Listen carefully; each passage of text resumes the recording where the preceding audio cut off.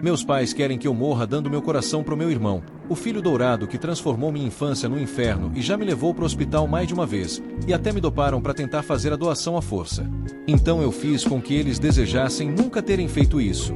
Desde pequeno eu era o alvo preferido. Empurrões na escada, socos de brincadeira, humilhações constantes, e quando eu sangrava ou desmaiava, meus pais diziam que eu era exagerado, fraco, que irmãos brigam mesmo. Houve uma noite em que acordei no pronto-socorro com pontos na cabeça e uma costela trincada. A versão oficial da família foi que eu caí, e ninguém nunca questionou. Cresci aprendendo a ficar calado, a não pedir ajuda, a sobreviver em silêncio enquanto meu irmão era elogiado por respirar. Quando fiz 18 anos, saí de casa sem despedida, com uma mochila e alguns trocados. Trabalhei em tudo: depósito, feira, madrugada descarregando caminhão. Juntei o pouco que dava e comecei um negócio minúsculo de alimentos básicos, comprando direto de produtores locais, escolhendo arroz e feijão com cuidado quase obsessivo, entregando pessoalmente em mercadinhos de bairro. No começo eu dormia no chão do estoque, fazia conta em guardanapo e aceitava prejuízo para manter qualidade. Aos poucos, a consistência falou mais alto. A marca cresceu, profissionalizou processos, investiu em controle de qualidade, rastreabilidade, começou a fazer outros alimentos, como pão. Embalagem decente. Vieram contratos maiores, depois redes regionais.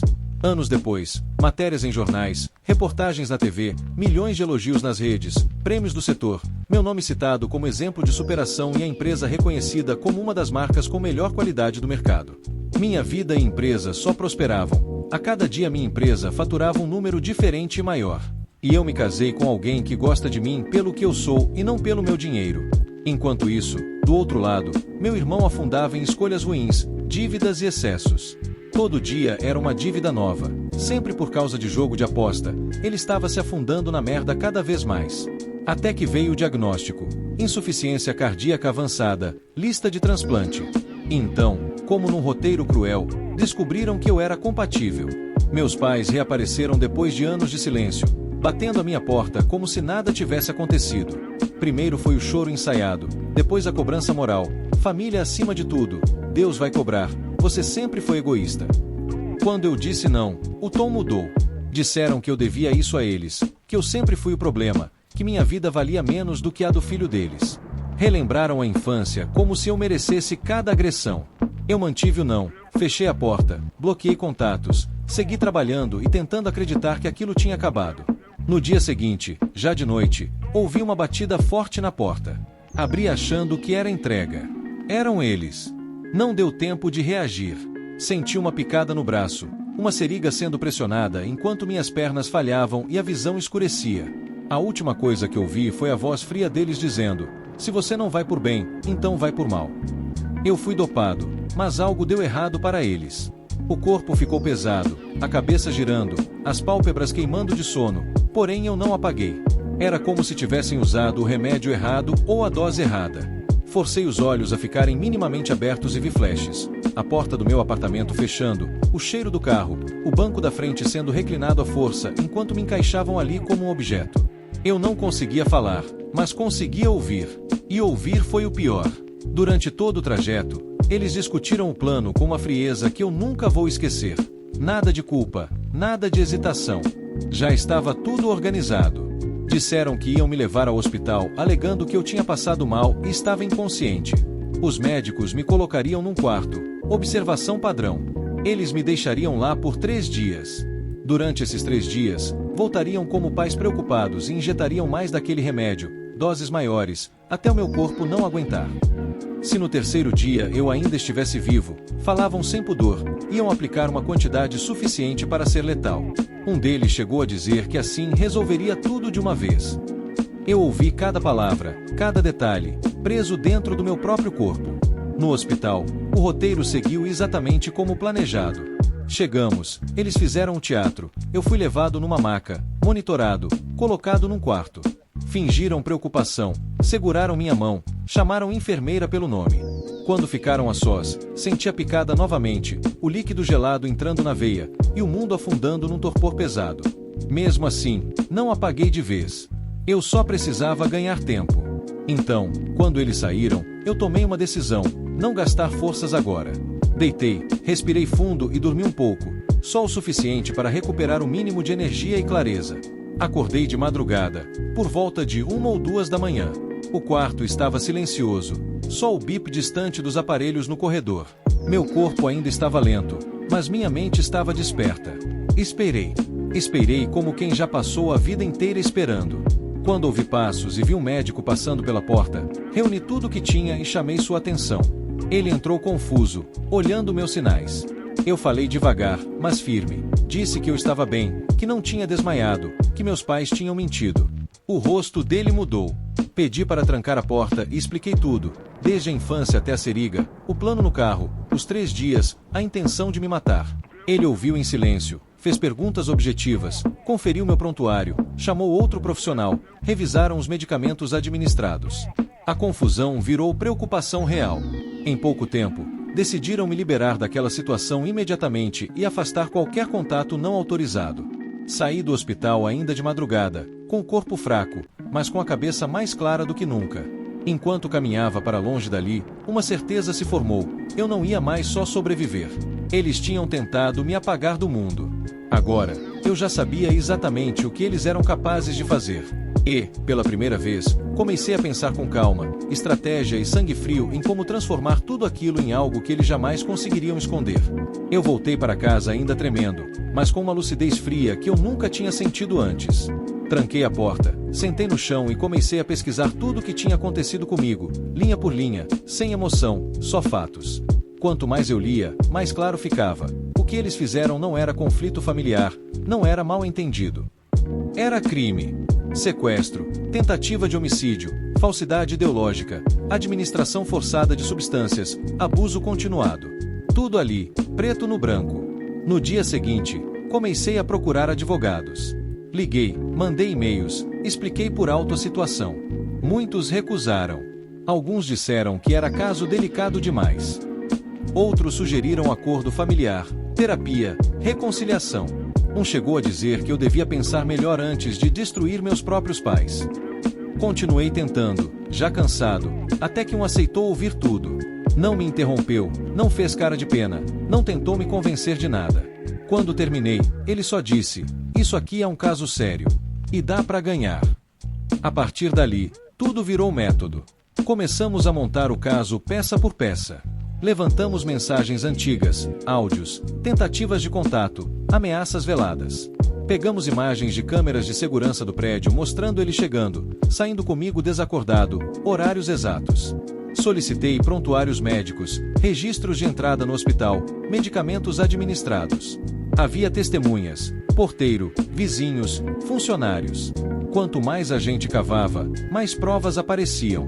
Não era uma narrativa contra a palavra deles. Era um dossiê. Depois de semanas organizando tudo, o advogado decidiu dar o primeiro golpe formal, uma notificação extrajudicial. Clara, direta, citando crimes, provas já reunidas e deixando explícito que qualquer tentativa de contato direto seria considerada agravante. A notificação foi enviada. No dia seguinte, meu telefone começou a tocar sem parar. Quando atendi, era a gritaria do outro lado. Perguntas atropeladas, acusações, pânico. Como você saiu do hospital? Quem te ajudou? O que você fez? Eu ouvi por alguns segundos, em silêncio, e desliguei sem deixar terminarem. Bloqueei o número. O silêncio que veio depois foi pesado, mas diferente. Não era mais medo. Era controle. Os dias passaram, intimações foram emitidas, datas marcadas. Quando chegou o dia do tribunal, eu entrei naquele prédio sabendo que, pela primeira vez na vida, eles não estavam no comando da história. Ali, tudo o que restava era verdade, documentada, registrada, impossível de ignorar. No tribunal, a máscara caiu rápido. O advogado dos meus pais tentou de tudo. Insinuou que eu era instável, que tinha histórico de conflito familiar, que eu estava exagerando para ganhar atenção ou dinheiro.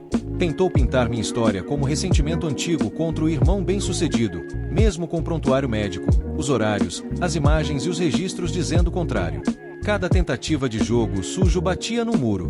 Meu advogado respondia com documentos, datas, laudos, vídeos, mensagens. Não era narrativa contra narrativa.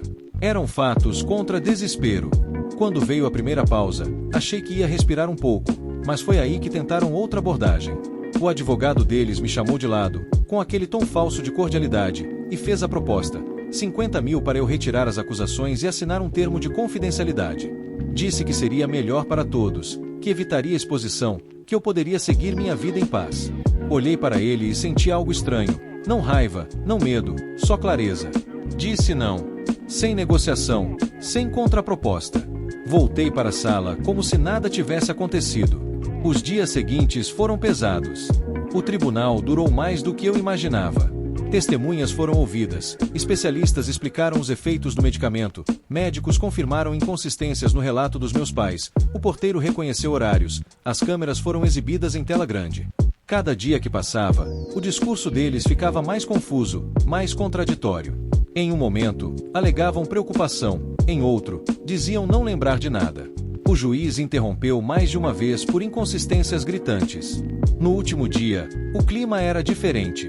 Não havia mais teatralidade. Só tensão. Meu advogado fez a argumentação final conectando tudo: a infância de violência ignorada, o reaparecimento por interesse, o plano ouvido no carro, a execução no hospital, a tentativa de silenciamento com dinheiro. Do outro lado, a defesa tentou encerrar rápido, como quem sabe que não há muito o que salvar. Quando o julgamento final foi marcado, eu sentei ali entendendo uma coisa simples: independentemente do resultado, eles nunca mais teriam controle sobre mim. Aquela história não podia mais ser apagada, comprada ou escondida. E, pela primeira vez, o peso da espera não estava nos meus ombros, estava nos deles. No dia do julgamento final, o clima na sala era sufocante. Meu advogado se levantou com calma e, pela última vez, apresentou tudo de forma linear e impossível de distorcer. As mensagens, os áudios, os registros médicos, os horários das câmeras, o depoimento do porteiro, os laudos sobre o medicamento, a tentativa de suborno, tudo conectado como um quebra-cabeça que finalmente fazia sentido completo. Não havia mais espaço para dúvidas ou interpretações convenientes. Era uma sequência clara de decisões conscientes. O juiz ouviu em silêncio, fez anotações, fez algumas perguntas diretas que desmontaram o pouco que restava da defesa. Depois de um tempo que pareceu eterno, veio a decisão. A mãe recebeu liberdade condicional, reconhecendo-se que ela teve participação menor, embora ainda criminosa. O pai foi condenado a 5 anos de prisão em regime fechado, sem direito à fiança. Além disso, ambos foram condenados a pagar integralmente os honorários do meu advogado e as custas do processo. Foi aí que eles perderam o controle de vez. Começaram a gritar, a apontar para mim, dizendo que eu estava matando meu irmão, que eu era um monstro, que eu tinha destruído a família. Tentaram avançar, mas os seguranças agiram rápido, segurando os dois enquanto continuavam a berrar coisas que eu já tinha ouvido a vida inteira, só que agora sem qualquer poder. Eu não respondi. Não precisei. Quando tudo acabou e eu saí da sala, senti algo leve, quase estranho. Meu advogado olhou para mim, sorriu de lado e levantou a mão. A gente bateu um high five simples, silencioso, mas cheio de significado. Não era comemoração. Era encerramento. Voltei para casa de carro, sozinho. Olhei pela janela enquanto a cidade passava devagar, as luzes refletindo no vidro. Pensei em tudo o que tinha acontecido, no quanto eu tinha sobrevivido sem perceber, e em como, pela primeira vez, o futuro não estava sendo decidido por medo, violência ou obrigação. Não sabia exatamente como as coisas seriam a partir dali. Só sabia que, finalmente, seriam minhas escolhas.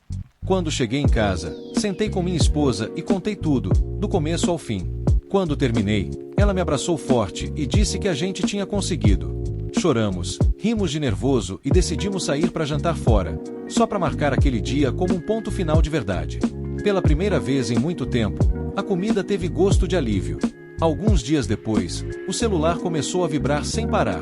Mensagens de familiares que eu não via há anos, pessoas que nunca estiveram do meu lado, agora me chamando de monstro, egoísta, desumano. Fiquei confuso até descobrir a origem.